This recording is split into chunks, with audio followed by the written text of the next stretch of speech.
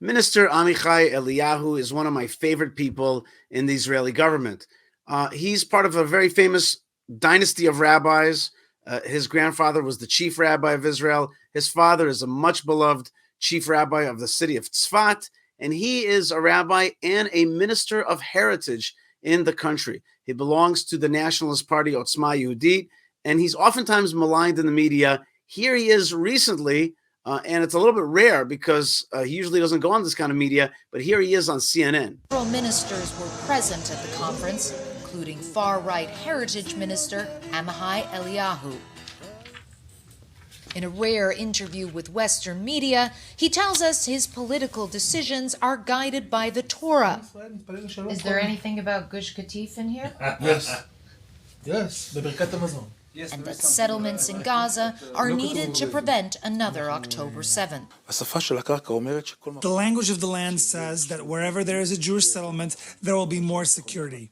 Doesn't mean there will be absolute security, but there will be more security. Why would you advocate? Before we go on, I just want to say, what does he mean, the language of the land? He means really the laws of the Middle East, the rules of the Middle East. The rules of the Middle East is when you have a piece of land, you hold on to it and you defend it.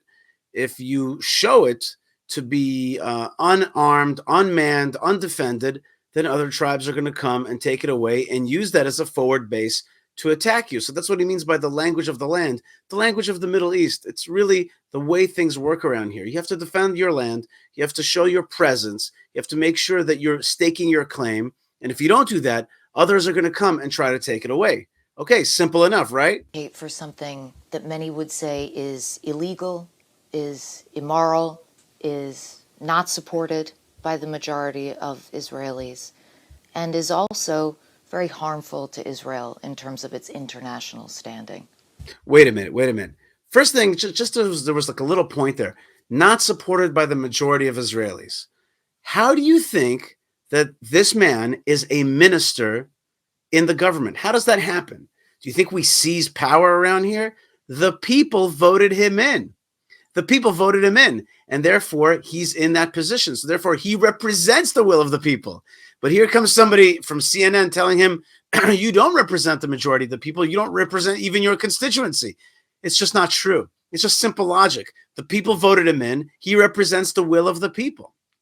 And with regarding to what's good for Israel, do you think that CNN knows what's good for Israel? Do you think that the policy of land giveaway has been good for Israel? No, it has not. Okay, but she is sure with her line of questions that he's going against the will of the people and what's actually good for Israel.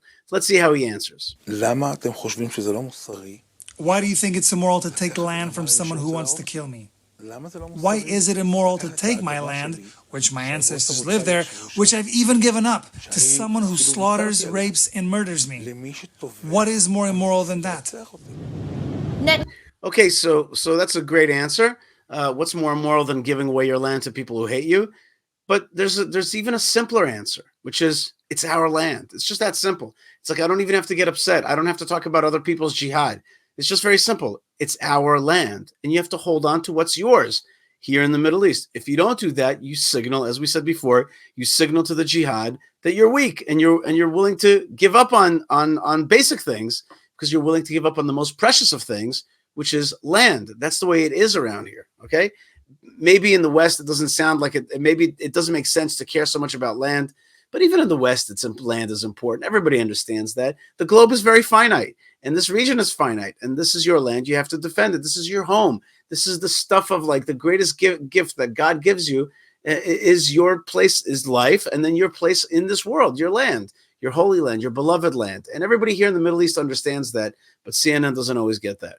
Netanyahu has called resettling Gaza, quote, an unrealistic goal, and most Israelis agree.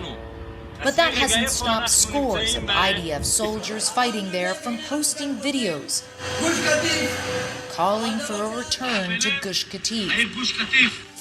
Well, thank you, CNN, for showing the truth that scores of soldiers in Gaza. So we're talking about Israelis who had a regular life, who are now like, I am giving up my regular life and maybe giving up my life because I'm endangering myself to fight in Gaza, to fight the terrorists. And it's not enough to just destroy Hamas. We got to have justice. That justice is to go back to our land. And these soldiers are not only endangering their life, not only taking off from the regular life, they're also endangering their army career by making it clear to the world on YouTube and on clips that they want to stay and live in Gaza. Remember, Gaza is Jewish land that we gave away to the PA control, which was taken over soon afterwards by the Hamas, in an idea that we would have peace if we gave away our land. Well, that was a failure. So here come Israeli soldiers saying, like, we got to fix that mistake. We got to go back to this land. And they're making these amazing videos. Now, look at the picture that I'm showing right now.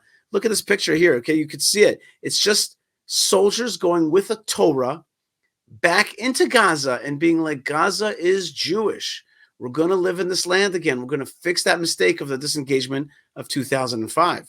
Many supporters of the settler movement, what was once a distant fantasy is now a fervent dream.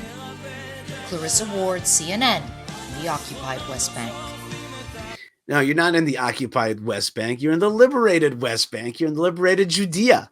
Okay? And look at this picture, this is Israeli soldiers saying we're not coming back until we destroy Gaza and we come back to live, destroy the Hamas of Gaza and come back to live in Gaza as a Jewish Gaza. Of course, minorities that want to live with us, that respect our rights in this land, that basically want to be residents and loyal and loving and keep their identity as whatever that is.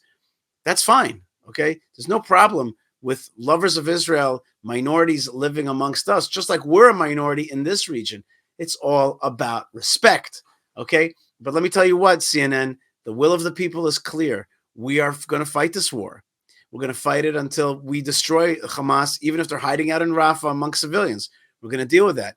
And moreover, we're going to go back in the end to this ancestral land. And by the way, look at the map. You'll see Gaza outside of Israel doesn't make any sense. We're on the coastal line, and then suddenly there's like a tooth cut out of it. It doesn't make any sense whatsoever. What makes sense is to defeat the jihad, go back to Gaza, make our life there, and continue to vote for people like Minister Amihai Eliyahu and his great understanding of the language of the land.